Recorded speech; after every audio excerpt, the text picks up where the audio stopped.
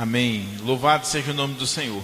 Meus irmãos, eu vou falar aqui mais próximo, mas não se preocupe com coisa para colocar a Bíblia nem nada, eu vou segurar a Bíblia na mão, tá bom? Pode ficar tranquilo. Só o cabo do microfone aqui já dá para a gente trabalhar aqui. Bem, primeiro eu louvo a Deus por essa oportunidade de estar aqui com vocês mais uma vez, para juntos compartilhar da palavra do Senhor, compartilharmos juntos dos ensinamentos do Evangelho. E é um privilégio poder ver essa igreja celebrando 125 anos.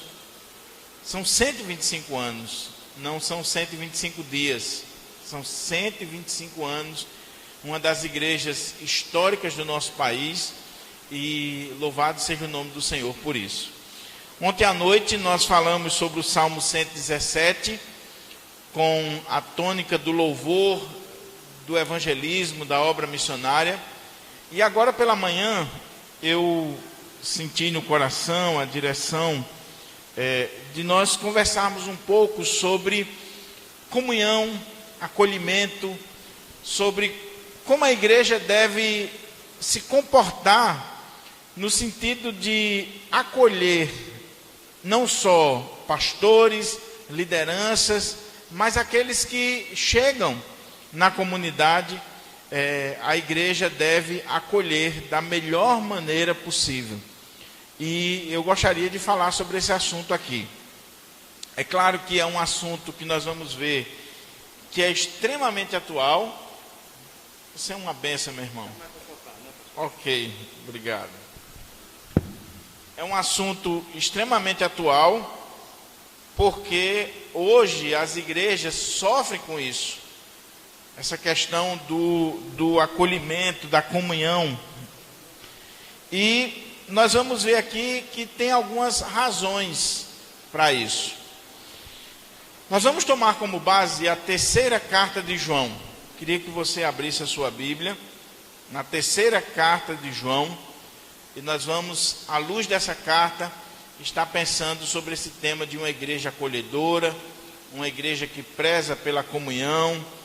E sendo assim, é uma igreja saudável, uma igreja que glorifica a Deus, uma igreja que com certeza vai crescer e desenvolver mais e mais para a glória do Senhor. Então, terceira epístola de João.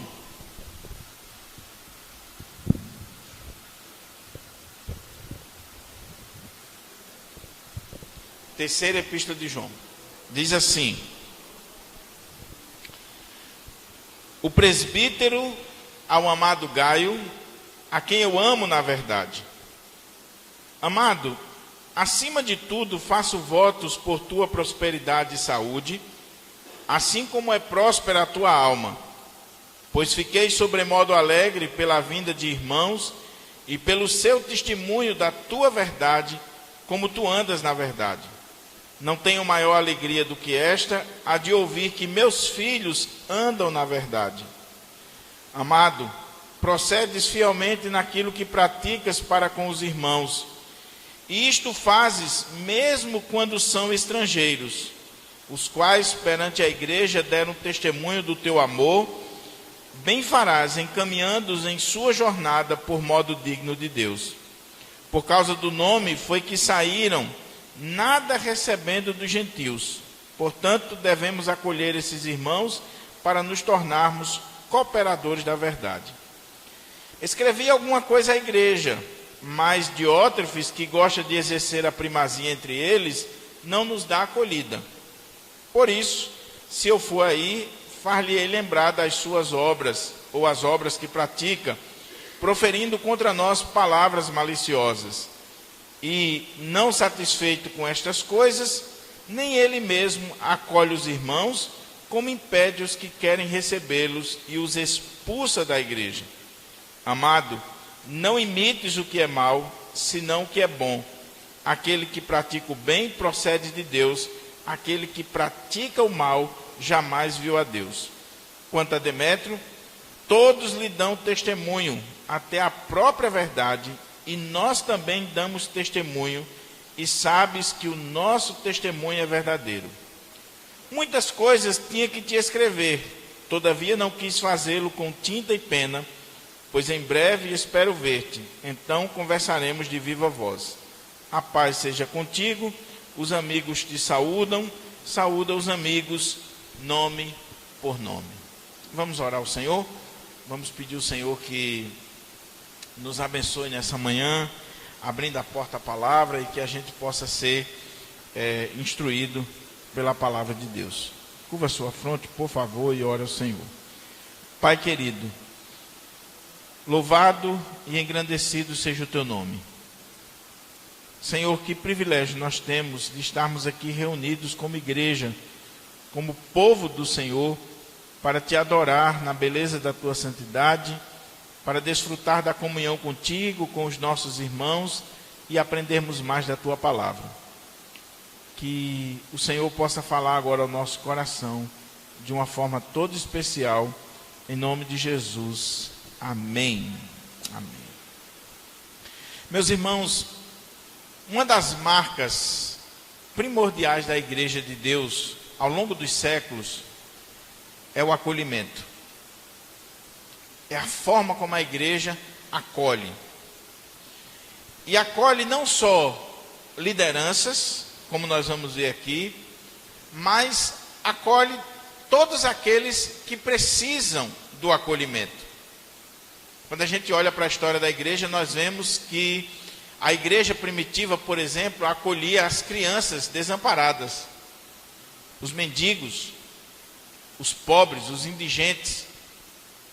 Gente que para o império não tinha nenhum valor, mas para a igreja tinha muito valor. E a igreja acolhia e a igreja recebia. Quando a gente olha para o contexto da igreja primitiva, nós vemos que isso foi tão forte na igreja, que com o passar dos anos, dos tempos, foi se estragando.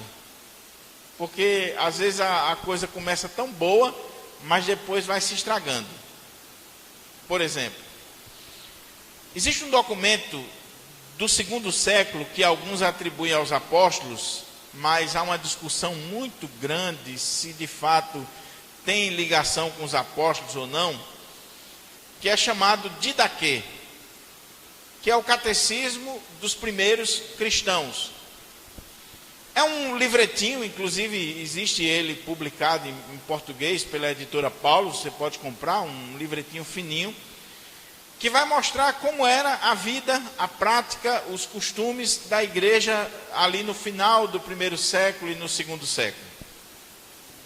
E quando a gente lê o Didaquê, por exemplo, nós vemos que as igrejas praticavam a acolhida, a hospitalidade, a comunhão, mas por causa disso, as igrejas, as comunidades começaram a sofrer com a infiltração de falsos profetas, falsos apóstolos, falsos irmãos, pessoas que vinham para as igrejas simplesmente para se aproveitar das igrejas. No contexto desse documento ainda temos apóstolos vivos, ainda temos profetas da nova aliança ali circulando pelas igrejas. E aí o que acontecia? Eles chegavam numa igreja, vamos dizer, o camarada saiu lá de Natal, veio para Caicó e chegou aqui na igreja. A igreja acolhe, recebe com amor, com carinho, dá guarida, dá comida, hospedagem para aquela pessoa. Só que de repente o camarada era um falso profeta, que daqui a pouco estava destruindo a igreja, estava minando a igreja por dentro. Então, nesse documento, no Didaquê, está escrito lá como a igreja deveria agir com esses profetas ou pregadores itinerantes. A igreja deveria dar acolhida. Sim. Por quê? Porque na época, Dr. William Barclay, que é um dos grandes comentaristas da Bíblia, ele diz que as estalagens, as hospedarias eram imundas, eram locais de prostituição, eram locais que os próprios cidadãos da época, pessoas que não eram cristãs, os ímpios, não colocavam os seus amigos nas hospedarias. porque havia ali muita sujeira, imundície, prostituição. Então o cara vinha para a sua cidade, um amigo, um parente, você não colocava ele num hotel, numa hospedaria da época, porque você sabia que ele estava num ambiente insalubre, num ambiente complicado. Se recebia em casa. As igrejas acolhiam. Eu ainda sou de uma época em que quando chegava um pregador, um pastor, um conferencista, havia uma disputa entre os membros para acolher aquele irmão na sua casa. Estar ali com o servo de Deus, para passar um final de semana com aquele homem de Deus. Hoje, graças a Deus, nós temos boas pousadas como a Cantuá, né? Que eu estou lá, uma bênção. Nós temos hotéis que hospedam os pastores tranquilamente. Muitos pastores preferem ficar em hotel. Mas na época havia essa dificuldade. Havia as pousadas imundas e os irmãos, assim como os cidadãos, resolviam acolher os missionários. Só que, como eu disse, alguns desses missionários eram falsos profetas. O que o Didaquê diz? O Didaquê diz: quando chegar um missionário na cidade, um apóstolo ou um profeta, vocês vão acolher ele por no máximo 3 dias. 3 dias. Um final de semana. Se ele pedir dinheiro, é um falso profeta, deve ser expulso. Se passar mais de 3 dias, também deve ser expulso. Porque o cara pode estar vindo para, de repente, colar na casa de uma pessoa, de uma viúva, de um órfão, né? Uma pessoa que já passa dificuldade e fica ali 1 semana, 15 dias e não quer ir embora mais. A igreja precisa ter cuidado. Na nossa igreja lá em Pirangi, irmãos, nós já tivemos caso. Nós tínhamos suíte na igreja, tínhamos acomodações na igreja. Nós já tivemos caso de deixar uma pessoa dormir uma noite e o cara passar mais de 30 dias e para sair teve que acionar a justiça. Imagine a situação. Eu conheço casos em Natal de pessoas que chegou, pediu guarida na igreja, a igreja foi acolhendo, foi ajudando, daqui a pouco disse: não, eu estou aqui, eu trabalhei aqui de graça, fiz isso, fiz aquilo outro. Para sair, a igreja teve que dar uma casa, porque não tinha onde morar, a justiça determinou que a igreja desse uma casa. A Igreja Batista, a Assembleia de Deus, já aconteceu isso lá em Natal. Ou seja, a gente não sabe muitas vezes com quem a gente está lidando, quem a gente está acolhendo, quem estamos recebendo. Então, esse era o contexto do primeiro século. Uma igreja acolhedora, uma igreja amável, uma igreja que, muito obrigado, meu querido, que prezava pela comunhão, mas ao mesmo tempo uma igreja que precisava ter cuidado com aqueles que elas estavam recebendo, sejam pastores, sejam irmãos que vinham para a comunidade. Pensando nisso, a gente se volta para a carta de João. O texto que nós lemos, a carta que nós vamos considerar, ela pertence ao grupo de escritos joaninos.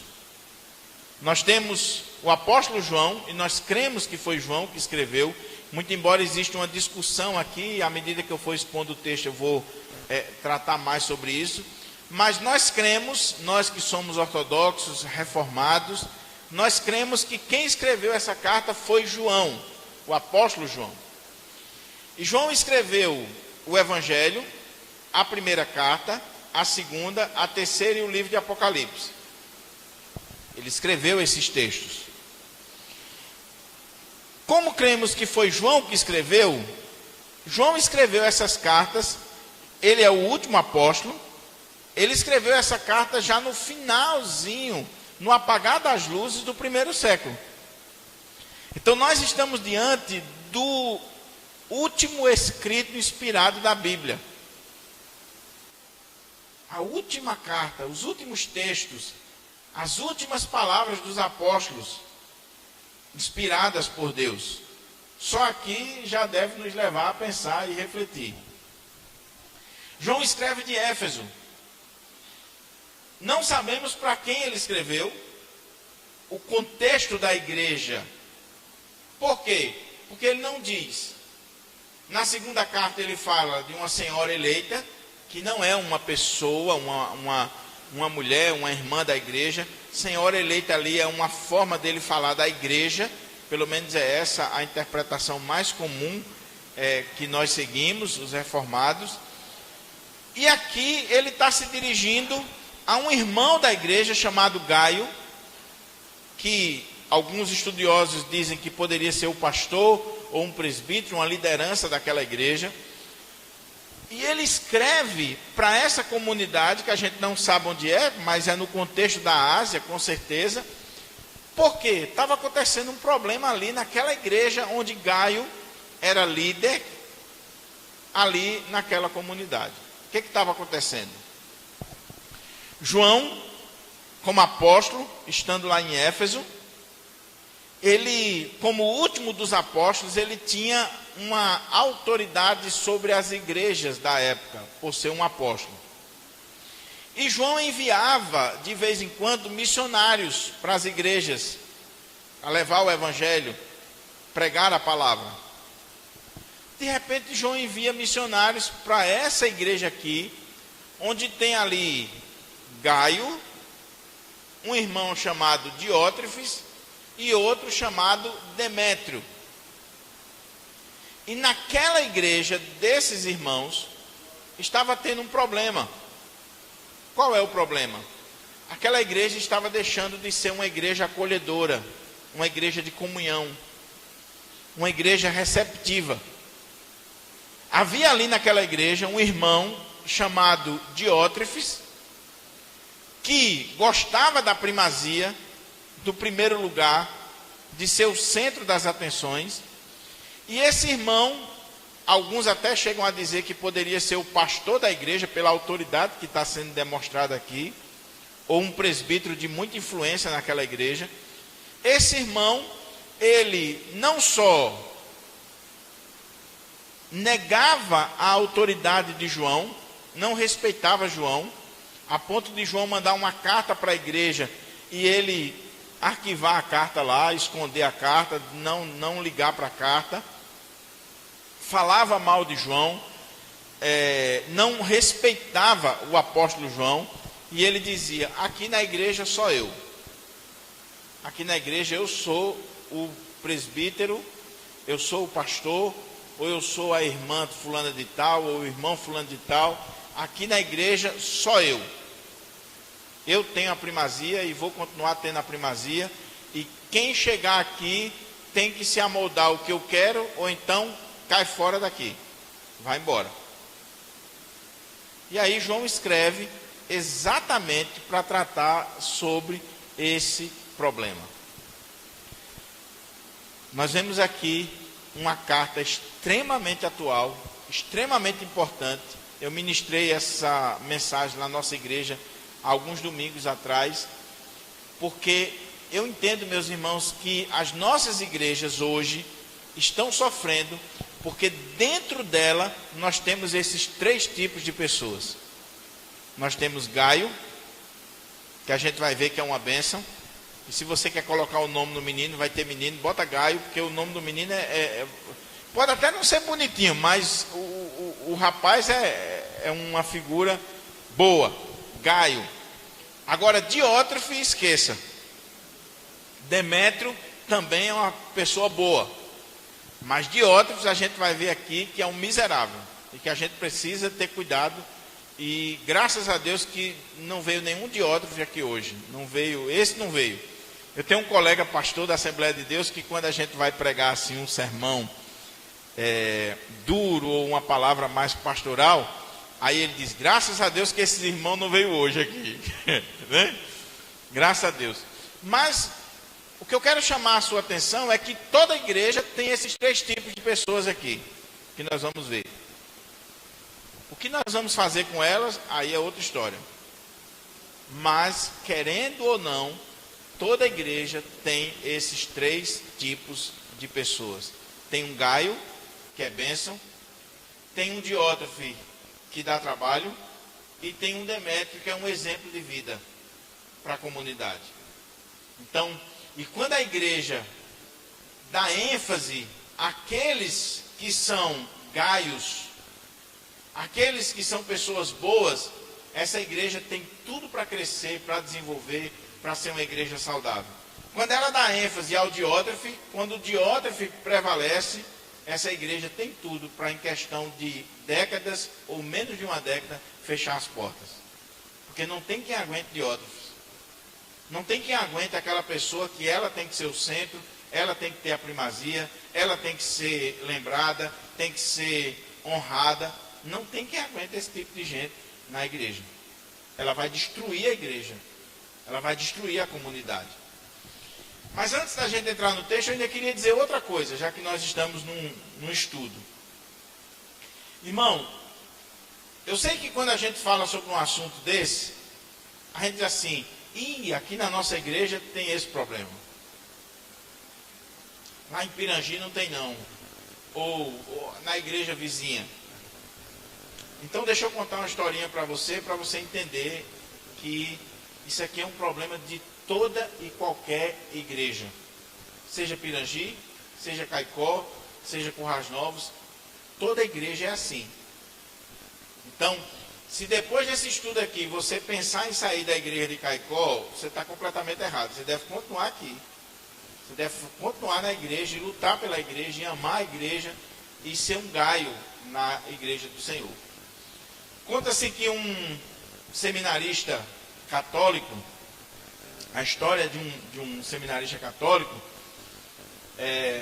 o livro para quem gosta de ler, para quem gosta de literatura, é um livro de literatura francesa, chamado Diário de um Pároco de Aldeia. Não sei se vocês já ouviram falar aqui nesse livro. É um livro interessante que na década de 70, 80, era recomendado para os pastores, quando ia para o seminário, ler.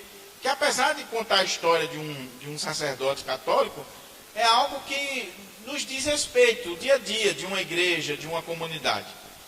Então, esse livro, esse Diário de um Pároco de Aldeia, conta a história de um sacerdote recém-formado, um seminarista, que acabou de se formar, assume a sua primeira igreja, e cá entre nós, quando a gente é seminarista, que sai do seminário, a gente acha que vai assumir a igreja, e em um mês nós vamos resolver todos os problemas da igreja. A nossa igreja vai ser a melhor igreja da cidade. Nós vamos ser considerado o novo Hernandes Dias Lopes ou Spurgeon. Nós vamos fazer um ministério extraordinário. Vai ser a melhor igreja do mundo. Até que ele descobre depois de um ano que a igreja dele tem problema, que ele tem problema, que ele não consegue mudar, que o povo muitas vezes não presta atenção ao sermão e por aí vai. Então, esse sacerdote católico se formou cheio de sonhos, de ideais, projetou tudo e foi para uma comunidadezinha. Quando ele chegou lá, ele começou a sofrer. Na hora do sermão, da homilia, o povo dormia. Ele marcava a programação, o povo não vinha. O povo falava mal dele. Diziam que ele tinha um problema de estômago. E ele tomava um vinho para o problema de estômago, é uma referência lá ao texto de Paulo, e aí os irmãos começaram a espalhar que ele era alcoólatra, falar mal, e ele começou a ficar desesperado. E um dia ele ficou com tanta ira, tanta raiva daquela igrejinha, daquela comunidadezinha simples que ele estava, que ele disse, vou entregar essa igreja hoje, vou para o bispo, vou entregar a igreja. Não quero mais saber dessa igreja, vou para outro lugar.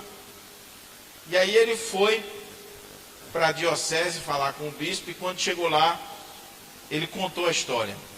Olha, eu não quero mais ficar nessa igreja, porque essa igreja o povo não escuta a pregação, o povo não é piedoso, o povo fala mal de mim, o povo não escuta e tal. E ele começou a contar todo o seu sofrimento para o bispo. E quando ele contou todo aquele sofrimento, o bispo deu uma gargalhada, riu. E ele disse assim, como é que pode? Eu estou contando para o senhor o que eu estou passando lá na paróquia, o senhor está rindo. Aí o bispo disse assim, meu filho, você está preocupado com esses problemas aí na sua igreja? Ah, pois olha, deixa eu só dizer uma coisa para você. Aqui na sede, eu tenho esses aí, mais esse, mais esse, mais esse, mais esse aqui, eu tenho fulano de tal que é assim, eu tenho fulano de tal que é assim, ainda tenho que lidar com o problema do clero todo. Meu filho, você está na bênção, volta para a sua igreja é uma bênção. E aí diz a história que ele voltou para a igrejinha dele, quando ele está chegando diante da comunidade, ele para, olha para aquela comunidade e ele pensa duas coisas, que é isso que eu queria chamar a sua atenção. Primeiro, ele diz, eu descobri que na igreja existe como que fosse um arame, um cordão, onde Deus e o diabo estão se balançando. O que isso quer dizer? Irmão, tem um canto que eu acho que o presbítero Roque canta aqui, né? Quando eu cheguei aqui, meu Senhor já estava. Amém. Mas não esqueça que o diabo também. Então a igreja não tem só os filhos de Deus, tem os filhos do capeta. A gente acha que na igreja só tem crente, que na igreja só tem gente piedosa, só tem gente temente a Deus, e não se engane. A pessoa pode estar sentada do seu lado e ela não é uma filha de Deus, um filho de Deus. Ela é do capeta. E é o capeta que está ali agindo nela e colocando ela ali para destruir aquela comunidade. E o pior, muitas vezes elas chegam no conselho, na junta diaconal, nas sociedades internas, ela destrói a igreja a partir da liderança. É só você ler a carta de Judas, é só você ler a carta como nós vamos fazer aqui, e outros textos você vai ver que geralmente o inimigo consegue botar até no púlpito. E aí da igreja que o diabo conseguiu botar um mensageiro dele no púlpito. Segunda coisa que aquele livro diz, é que eu aprendi uma coisa interessante. Todas as paróquias são iguais. Ele diz, a minha igreja é igual a todas as igrejas, porque toda igreja é igual. Então, meu irmão, se você quiser sair da igreja de Caicó porque tem problema, você vai procurar uma igreja e essa igreja você descobriu que não tem problema, não entra nela não, meu irmão. Você vai estragar. Uma mulher chegou para Billy Graham e disse assim, doutor Billy Graham, o senhor já rodou mais de 100 países. Eu não consigo me dar bem em igreja nenhuma. Me dá uma dica aí de uma igreja boa para eu me congregar. Uma igreja perfeita, uma igreja realmente digna de eu me congregar. Diz que o doutor Billy Graham disse assim, no dia que a senhora achar, me faça 2 favores. Qual? Primeiro, me diga. Segundo, não entra nela não para não estragar. Não entre nela. Então eu vou falar aqui desse contexto, meu irmão, mas, por favor, não é para você abandonar a sua igreja, não é para você julgar a sua igreja. Toda igreja tem isso aqui. Pirangi, Caicó, Currais Novos, toda a igreja, tá bom? Então vamos olhar para o texto. Olha como é que o texto começa. Essa carta, para aqueles que pregam, que dão estudo, você que gosta de estudar, ela pode ser dividida em 3 partes. Simples. Ele fala de Gaio, ele fala de Diótrefes, ele fala de Demétrio e encerra. São os 3 tipos de pessoas que estão na igreja. Então olha como é que ele começa aqui a introdução da carta. O presbítero, e aqui como eu disse, pastor, o senhor não falou que foi João que escreveu? Aqui está dizendo o presbítero. Os estudiosos dizem que João era a única pessoa nesse contexto da época que poderia se apresentar como o presbítero, não um presbítero, mas o presbítero, porque ele era o que estava vivo, que representava o colégio apostólico e que tinha autoridade sobre aquelas igrejas. Então, quando ele diz o presbítero, é João, é o apóstolo João. E a teologia da carta, o contexto, a gente vê que casa com os escritos de João. João escreveu o Evangelho, escreveu a primeira carta para falar dos sinais de um verdadeiro cristão, o que caracteriza um verdadeiro cristão. Aí ele escreve a segunda carta para falar como é que a igreja deve expulsar aqueles que são os falsos mestres, como é que a igreja deve lidar com isso. E na terceira carta ele escreve como é que a igreja acolhe os verdadeiros profetas, os mestres. Então, na segunda, como a igreja rejeita, na terceira, como a igreja acolhe esses profetas ou mestres itinerantes. Então, muito embora exista uma discussão de que existia outro João na cidade de Éfeso, e pode ter sido ele que escreveu essas cartas, nós cremos que foi o apóstolo João, e uma das provas é que ele se apresenta como o presbítero. O presbítero. Para quem que ele escreve? Ele diz: o presbítero ao amado Gaio, a quem eu amo na verdade. Se você tem a linguagem de hoje coloca assim: a quem eu amo de verdade. Alguém tem aí a linguagem de hoje? A Bíblia na linguagem está todo mundo atualizada, né? Só que, muito embora a linguagem de hoje seja uma tradução muito boa, aqui com certeza está errado.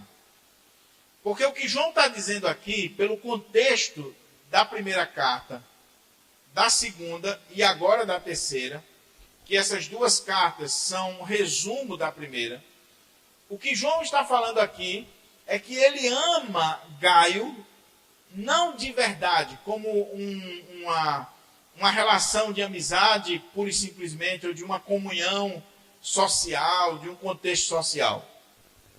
João escreve as cartas para combater os falsos mestres, e eu não tenho tempo aqui de aprofundar, mas era uma espécie de gnosticismo que negava a humanidade de Jesus e por aí vai. Então havia falsos mestres se infiltrando nas igrejas e negando a verdade de que Jesus é 100% Deus e 100% homem, que ele veio em carne.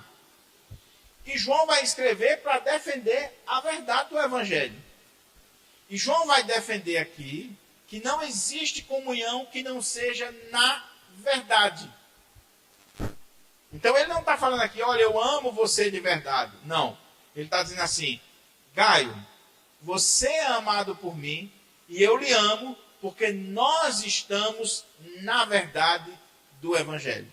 Então por isso que ele está dizendo assim: o presbítero ao amado Gaio, a quem eu amo na verdade. O que é que nos une? O que é que produz a comunhão entre nós? É a verdade. A nossa comunhão está fundamentada na verdade. Não existe comunhão, não existe unidade, não existe nenhum tipo de acolhimento se não for tendo como fundamento a verdade. E aqui a gente já precisa ter cuidado. Porque hoje está na moda a ideia de igrejas inclusivas. Não, você pode ser do jeito que você quiser, a nossa igreja aqui está na bênção, recebe você. A gente está na moda hoje, por exemplo, das igrejas que mais parecem uma boate do que um templo. Então, para acolher todo mundo. E não importa o que você crê, não importa a maneira como você vive, a maneira como você se veste, o que você defende doutrinariamente, o importante é estar junto, é celebrar. João está dizendo: o presbítero ao amado Gaio, a quem eu amo, na verdade. O que nos une e o que dá essa liga do amor entre nós é a verdade do Evangelho, do Senhor Jesus. Então ele diz: amado, acima de tudo, faço votos por tua prosperidade e saúde, assim como é próspera a tua alma. E eu acho isso aqui maravilhoso.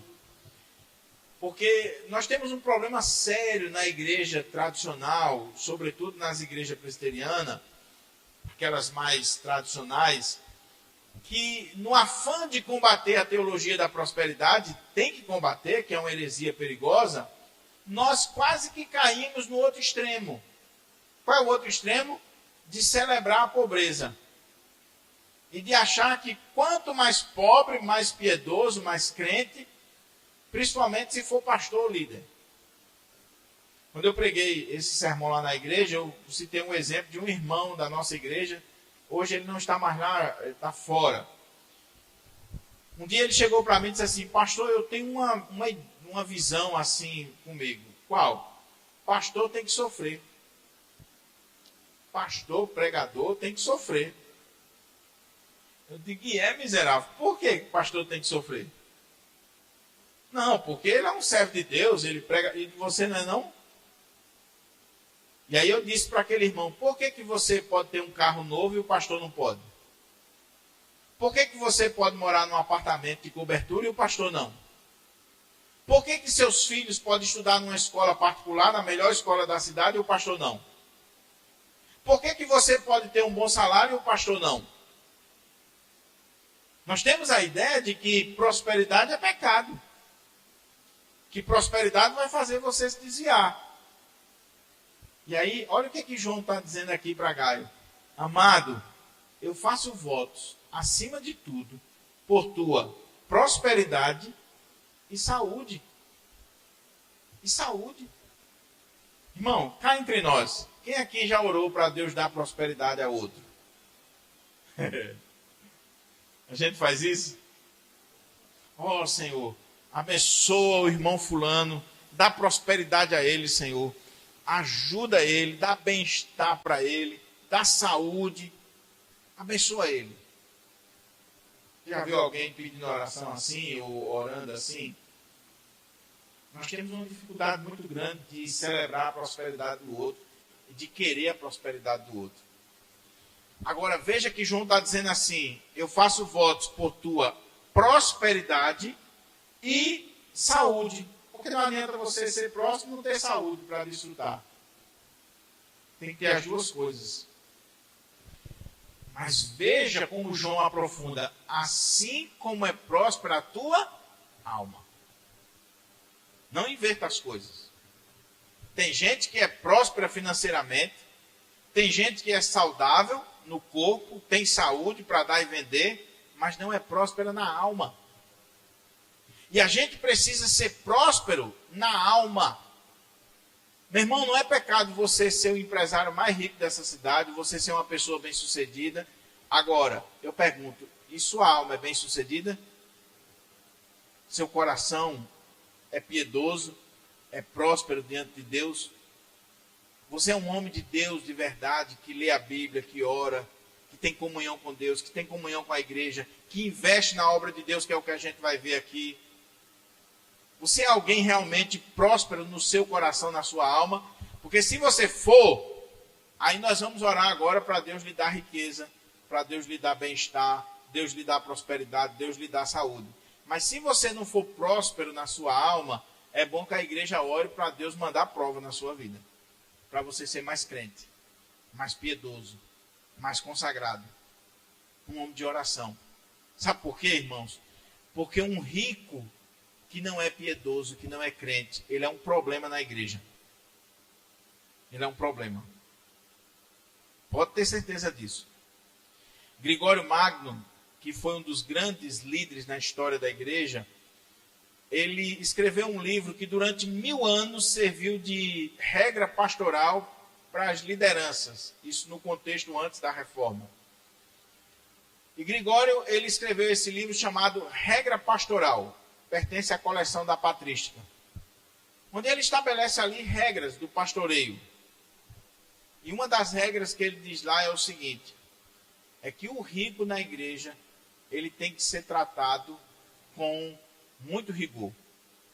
Muito rigor. Sabe por quê? Porque o cara que é rico, ele manda lá fora, ele tem empregados às suas ordens, ele tem empresa, ele tem status lá fora. Quando ele chega na igreja, ele não olha as pessoas como igual. A tendência dele, se ele não for crente de verdade, é olhar você de cima para baixo. É olhar para o pastor como se fosse mais um empregado dele, para o presbítero, para o diácono, para os irmãos da igreja. Isso se ele não for crente, se ele não for próspero na alma. Então, ai da igreja que fica na mão de rico. Ai da igreja que fica na mão de rico. Na nossa igreja nós temos pessoas bem-sucedidas, mas eu trato eles do mesmo jeito que eu trato um jovem da nossa igreja que nem emprego tem. Eu saio para lanchar com os ricos e saio para lanchar com os jovens, que eu tenho que pagar o lanche. Mas tem que ter tratamento igual. João está dizendo assim, você é próspero na alma, Gaio. Gaio era um homem bem sucedido, nós estamos vendo aqui, e João está dizendo, eu quero que você prospere, que você tenha saúde, que você caminhe cada vez mais, porque você é próspero de alma. Agora, por que João está desejando isso e ele está falando isso de Gaio? Olha o que diz o texto. Pois fiquei sobremodo alegre pela vinda de irmãos e pelo seu testemunho da tua verdade, como tu andas na verdade. Esse é um cara crente, próspero, que anda na verdade, que ama a verdade, que tem testemunho, que tem vida na casa de Deus. Por favor, pastor, tem alguém controlando o tempo aí? Senão eu vou até emenda com o culto da noite, viu? Hã? Pronto. Então, quando o senhor vir aí, o senhor dá um toquezinho, tá bom? Então, veja, João ficou alegre porque ele viu que Gaio andava na verdade, que ele tinha uma alegria muito grande de ouvir que os seus filhos andavam na verdade, viviam na verdade do Evangelho. Aí, João agora vai dar o testemunho por que ele ora pela prosperidade, pela saúde, por que ele está falando isso de Gaio. Olha como é que diz o texto. Amado, procedes fielmente naquilo que praticas para com os irmãos, e isto fazes mesmo quando são estrangeiros, os quais, perante a igreja, deram testemunho do teu amor. Bem farás encaminhando-os em tua jornada por modo digno de Deus. Pois por causa do nome foi que saíram, nada recebendo dos gentios. Portanto, devemos acolher esses irmãos para nos tornarmos cooperadores da verdade. Olha o contexto aqui, de forma simples. O que Gaio fazia naquela igreja? Que é o que você deve fazer aqui. Para que essa igreja cresça, prospere, celebre muitos anos na presença do Senhor. Gaio era alguém que tinha condições e acolhia os missionários, os irmãos que vinham ali naquela igreja. E agora esses missionários voltaram para João e estão dando testemunho diante da igreja que Gaio é um homem de Deus, que Gaio anda na verdade, que Gaio acolheu, deu guarida e fez tudo por eles. E João está feliz da vida. Já pensou que testemunho, pastor de Araújo? Já pensou, de Araújo viaja daqui para outro lugar, ou chega um irmão e diz assim, olha, reverendo de Araújo, eu queria dizer ao senhor que o irmão fulano de tal, lá da sua igreja, lá de Caicó, olha, esse irmão ali é uma bênção, aquela irmã é uma bênção, anda na verdade, um homem de Deus, um homem de oração, uma mulher piedosa, cuidaram da gente, receberam a gente com muita alegria. Eu estive naquela igreja ali, olha, tenho vontade de voltar. Já pensou que testemunho? João está feliz porque Gaio é uma pessoa amável, acolhedora, que investe no outro, que se dedica ao outro, que ajuda aquela igreja, ajuda os missionários e faz a obra de Deus crescer. Oh, meus irmãos, como a gente precisa de mais Gaios nas nossas igrejas. Gente assim, gente próspera, gente saudável, gente acolhedora, gente amorosa. Gente amorosa. Deixa eu dizer uma coisa aqui para vocês. Por favor, não me entenda mal. Mas muitas vezes, o primeiro impacto na vida de alguém que entrar por essas portas aqui não vai ser o sermão do pastor. Não vai ser o louvor. Vai ser a forma como vocês recebem essa pessoa. Se ela é notada, se ela é vista, se ela é recebida com carinho. E outra coisa, não é porque ela é rica, porque ela é a maior autoridade da cidade, porque ela chegou no carrão, é porque ela é um ser humano. Um ser humano. Deixa eu dar um testemunho para você. Na nossa igreja lá nós temos pessoas, como eu disse, desde a classe mais simples à classe mais alta de Natal. Nós temos pessoas da classe alta na nossa igreja. Mas um dia uma pessoa top, da classe alta de Natal, chegou para mim e disse assim, pastor, sabe por que eu me sinto bem aqui e eu resolvi ficar aqui? Por quê?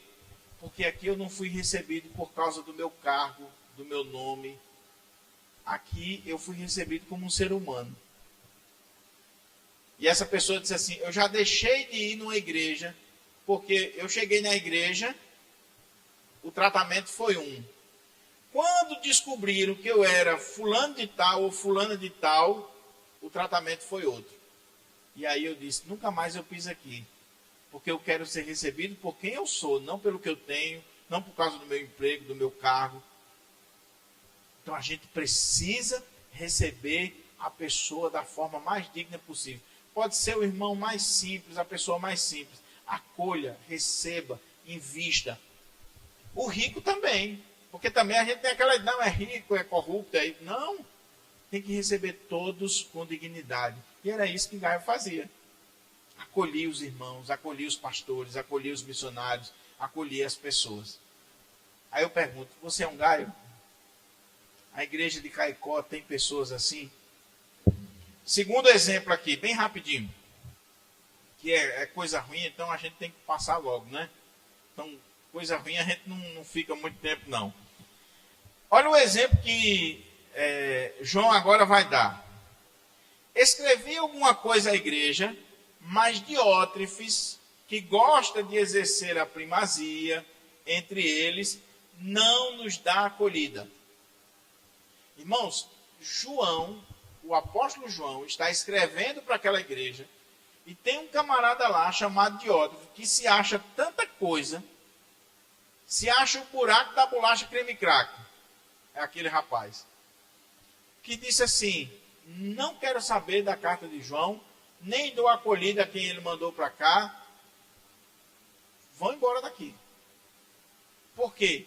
Por causa de um problema sério no coração dele. Primazia, destaque, primeiro lugar. A gente tem que ter muito cuidado. Muito cuidado. Quando eu cheguei em Pirangi, na nossa igreja lá em Natal, uma das primeiras coisas que eu fiz, não estou dizendo que é para fazer aqui, por favor, é uma questão nossa lá. Tem um contexto. A primeira coisa que eu fiz na igreja foi tirar todas as cadeiras do púlpito. Todas. Mandei botar numa sala, depois foi doada, eram umas cadeiras bonitas também. Eu e os presbíteros sentamos junto com os irmãos. Passei um bocado de tempo sem usar paletó e gravata. De vez em quando é que eu uso. Igual os irmãos. A gente senta na mesma bancada dos irmãos, nós estamos adorando com os irmãos, nós somos iguais. Sacerdócio universal. Por quê? Porque era uma disputa, meu irmão. Se tinha 3 cadeiras, tinha 5 para sentar. Se tinha uma festa na igreja, um evento, tinha que estar arrumando cadeira para botar lá na frente. Um dia eu trouxe o pastor Hernandes para pregar na nossa igreja, um culto com 500 pessoas. Já não tinha mais lugar no púlpito. A coisa já estava estrangulada. Chegou um reverendo e mandou um bilhete assim, pastor, arruma um lugar para mim no púlpito, porque eu sou o reverendo tal, assim, assim, assim. Aí, sabe o que dá vontade de eu fazer numa hora dessa? Meu irmão, bota um colar de abacaxi e entra na igreja, meu irmão. Já que você quer aparecer, já que você quer ser a primazia na igreja, ter o destaque, quer um tapete vermelho. O nosso coração, a gente precisa ter cuidado, porque todos nós temos esse senso de orgulho, de querer ser o destaque, ter a primazia. Não, pastor, eu não sou assim não. Não? Quando você tira uma foto, se eu chamar todo mundo aqui na frente agora, e a gente tirar uma foto, quem é a primeira pessoa que você vai olhar na foto e ver se ficou legal? E se você não ficou legal na foto, o que você vai querer? Tire de novo. Todo mundo saiu arrumadinho. Só você que saiu meio assim atrapalhado, você quer que todo mundo volte para tirar a foto. Isso é natural do nosso coração. Até certo ponto isso é saudável. Autoestima. Agora, a gente precisa ter cuidado quando isso vira uma síndrome de Diótrefes. Se meu nome não aparecer, eu não vou. Se eu não for chamado para o púlpito, é arriscado eu sair do culto. Eu vou brigar com o pastor. Se eu não for honrado aqui, se eu não for citado aqui, a gente precisa ter cuidado. Porque quando nós queremos a primazia na igreja, qual vai ser a consequência? Olha o que ele diz assim: por isso, se eu for aí, far-lhe-ei lembrar das obras que ele pratica, proferindo palavras maliciosas. O cara falava mal da liderança, falava mal de João. Palavras maliciosas. Irmão, quando você vê alguém falando mal de pastor, falando mal de presbítero, falando mal da liderança da SAF, da UPH, sai de perto dessa pessoa. Sai de perto. Às vezes, não, eu sou a liderança. Perdi a eleição, o irmão assumiu. Agora eu vou meter o pau no irmão. Não faço isso não, meu irmão. Ajude. Estenda a mão. Então, ele falava mal de João. Aí ele diz assim: nem ele mesmo acolhe os irmãos, como impede os que querem recebê-los e os expulsa da igreja. Olha que camarada, meu irmão. Graças a Deus que aqui em Caicó não tem nem... Espero que nunca chegue, né, pastor? Mas você sabe aquela pessoa que, se não for ela não está nem aí que saia metade da igreja? Ela faz a confusão mesmo, independente das consequências. Irmãos, é tão difícil juntar, é tão difícil ganhar pessoas, colher, a igreja crescer. Eu vi ontem aqui o pastor com a comunidade que está surgindo. Tinha umas 6 pessoas, né, aqui com o irmão. É tão difícil, é uma luta. Aí a igreja, a gente vai fazendo trabalho, evangelizando, juntando os irmãos e tal. A igreja vai ficando bonitinha, aquela bonequinha, todo mundo ali. Daqui a pouco, por causa de uma reunião, por causa de um jarro, por causa de uma besteira, uma briga, e porque a pessoa quer a primazia, ela não está nem aí que o outro seja tirado da igreja, expulsa da igreja. Tem gente que o ministério dela é expulsar a gente da igreja. É igual a de ódio. E ela está feliz. Ela está feliz porque, afinal de contas, olha, essa igreja aqui tinha 200 membros. Saiu 150, ficou só minha família, mas estamos aqui. Pô, meu irmão, não tem a síndrome de ódio que, por causa desse afã de querer a primazia, chega ao ponto de expulsar pessoas da igreja. Gente que ameaça o seu cargo. Porque, sabe qual é o problema aqui? Aqui em Caicó não tem não, graças a Deus, só lá em Pirangi. Sabe qual é o problema? Chegou uma pessoa nova na igreja. Chegou um grupo novo. Aí, vou dar o exemplo aqui dos que são mais destaque, né? Aí o irmão do louvor, os que tocam, o grupo de louvor, de repente descobre que aquela pessoa que está chegando toca violão, ou toca teclado, ou canta, tem o dom. E aí, se ele não tiver cuidado, o que vai acontecer com o nosso coração pecaminoso? Eita, vai tomar meu lugar. Não, meu irmão, não vai tomar seu lugar não. É reforço que está chegando. Acolha essa pessoa. Ô, meu irmão, a pessoa já fez profissão de fé, membro da igreja, crente, serve Deus. Você toca, você canta, vem fazer parte aqui com a gente. Vamos se unir aqui. Ah, chegou uma irmã que tem desenvoltura. Ah, vai tomar meu lugar na diretoria da SAF.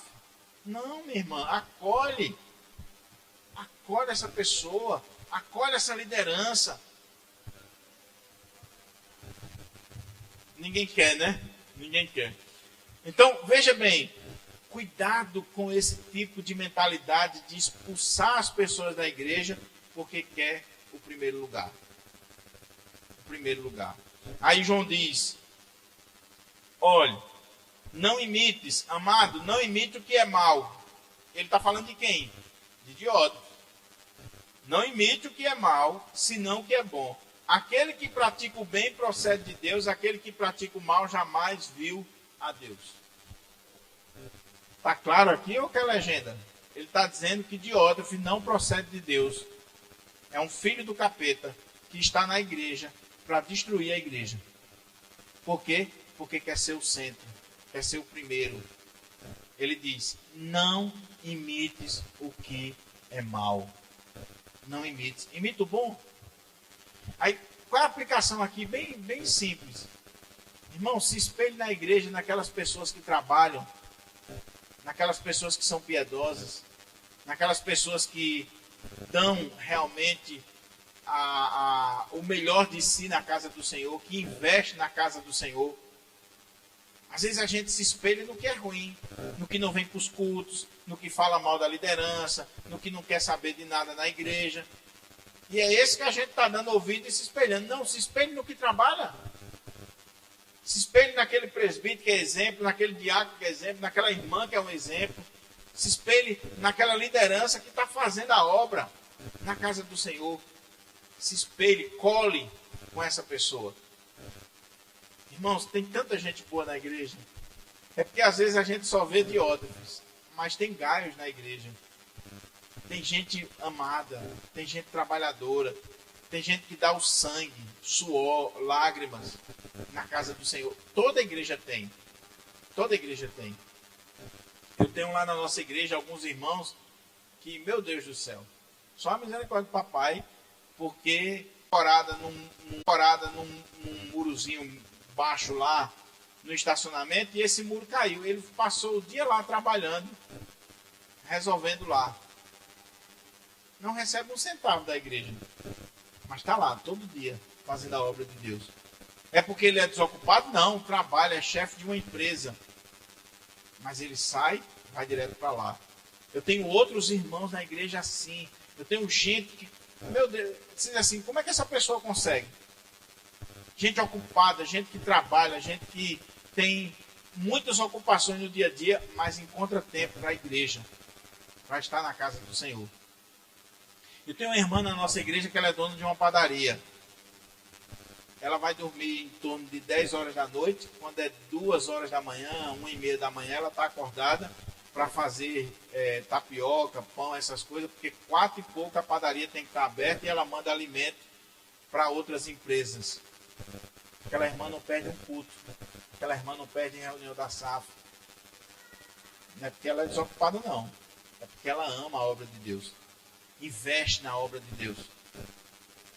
É minha mãe de oração. Cuida de mim que é uma bênção. Então, seja assim, meu irmão, na casa do Senhor. Concluindo aqui, ele vai falar agora de Demétrio. Então ele diz assim, quanto a Demétrio, todos lhe dão testemunho, até a própria verdade, e nós também damos testemunho, e também que o nosso testemunho é verdadeiro. Você já pensou? Olha o resumo que ele está fazendo aqui de Demétrio. Era uma cartinha, um bilhete, ele não tinha como detalhar mais. Era uma folha só de papiro. Ele está dizendo, Demétrio, todos dão testemunho, até a própria verdade, e nós também damos testemunho, e o nosso testemunho é verdadeiro. Oh, meu querido irmão, minha querida irmã, que Deus possa fazer com que você possa ser uma pessoa que todos dão testemunho da sua vida, que você é um homem de Deus, uma mulher de Deus, um jovem de Deus, uma bênção na casa do Senhor, que o pastor possa dar esse testemunho. Olha, deixa eu dizer uma coisa para você, depois o pastor de Araújo se vira, mas pense numa coisa ruim, é quando, por exemplo, um pastor vai assumir uma igreja nova, ou está chegando, e aí diz assim, como é que é os membros aí da igreja? O pastor diz, olha, fulano, ciclano, beltrano, você pode contar, é benção. Agora, fulano, ciclano, assim, cuidado. Olha que testemunho feio. Mas, olha, fulano, benção, um homem de Deus, uma mulher de Deus. Então, que você seja assim como Demétrio. Concluindo a carta. Muita coisa tinha de escrever, todavia não quis fazê-lo com tinta e pena, pois em breve espero ver-te. Então conversaremos de viva voz. A paz seja contigo, os amigos te saúdam, saúda os amigos nome por nome. Eu não tenho mais tempo, mas eu aprendo aqui uma coisa que é simples e que todos os comentários que eu li dessa carta falaram isso. O que João está fazendo aqui? Irmãos, tem coisa que não dá para tratar no WhatsApp, por e-mail ou por telefone. Tem coisa que só cara a cara, olho no olho. Você já viu quantos problemas a gente arruma hoje porque você mandou uma mensagem no WhatsApp e a pessoa interpretou completamente errado? Porque ali não tem o tom da voz, ali a pessoa não sabe se você está alegre, está triste. Às vezes quando a pessoa está com raiva, coloca em caixa alta, né? Está gritando, coloca a letra maior. Mas nada substitui o olho no olho. Viva a voz. Na nossa igreja, desde 2012, eu implantei isso, quando eu assumi. Irmãos, nós lavamos a roupa suja aqui, ó. Fecha a porta da igreja, fica só os membros, olho no olho. Você tem liberdade de dizer o que você quiser, agora também você vai ouvir. Você vai falar, estou aqui para ouvir. Agora você vai me ouvir também. Você não vai só falar e ir embora, chutar o balde e ir embora, não. Pode falar, meu irmão, pode falar aí do meu sermão, do que você quiser. Estou aqui para ouvir suas sugestões, sua palavra. Agora depois eu peço que você me escute, que você me ouça. E a gente tem feito isso em vários momentos na nossa igreja e tem sido bênção. Olho no olho, não é recado. Outra coisa que eu penso muito quando eu vejo isso aqui, e é fundamental. Irmãos, cuidado com rede social para você estar tratando o problema da igreja. O problema da igreja não é para tratar no Facebook, mandar indireta nas redes sociais. O problema da igreja é para ser tratado na igreja. Você está insatisfeito com alguma coisa na igreja? Procura o pastor, procura o conselho, procura a liderança. Vai ter assembleia na igreja, se levante e fale. Olha, eu não concordo com isso, assim, assim, assim, assim. Se a sua opinião perdeu, na maioria, ok. Vamos agora trabalhar, a gente está no mesmo time. Mas não seja aquela pessoa que fica quietinha, não tem coragem de falar nada, mas quando sai da porta fica falando para todo mundo. E falando mal. Cuidado com isso. Que a igreja seja uma igreja que trata as coisas olho no olho. Não seja como aquele irmão, acho que eu disse aqui, né? O pastor foi assumir a igreja, e aí estava uma bênção a igreja, a festa, bolo, tudinho. Quando terminou, ele foi para casa da família, e quando chegou lá, o menino, a mulher foi ajeitar as coisas e tal. Aí o menino da casa olhava assim para o pastor, para a testa dele, olhava para a nuca, olhava para a testa, olhava para a nuca. E o pastor começou a ficar meio assim encabulado, disse assim: meu filho, o que está acontecendo? Você está olhando assim para mim, para a testa, para a minha nuca? Disse: não, pastor, é porque papai e mamãe disse que o senhor tem duas caras, eu estou procurando a outra. Pronto, acabou o café. Se você tem algo para falar com alguém, procura a pessoa como crente, como servo de Deus, e trate com ela olho no olho. João mandou uma carta, mas ele está dizendo: quando eu for aí, eu quero tratar olho no olho com o Diótrefes e com aqueles que estão aí na igreja. É assim que devemos proceder. E quando a gente procede assim, a igreja caminha bem para a glória do Senhor. Que essa igreja seja uma igreja de Gaios, uma igreja abençoadora para a glória do Senhor, tá bom? E só para quebrar o gelo aqui um pouco, dizem alguns estudiosos, essa é uma piada que não é minha, é do Augusto Nicodemos, que ele já ouviu de outros. Mas eu vi ele, eu paguei a exegese das cartas com Augusto, ele sempre conta essa piada, quando ele fala nas cartas de João. Diótrefes é daqui que vem talvez o primeiro Papa, porque a primazia, né? E ele diz assim: graças a Deus que era Diótrefes, porque imagine se o primeiro Papa fosse Gaio, como é que ficaria o nome dele? Pensa aí.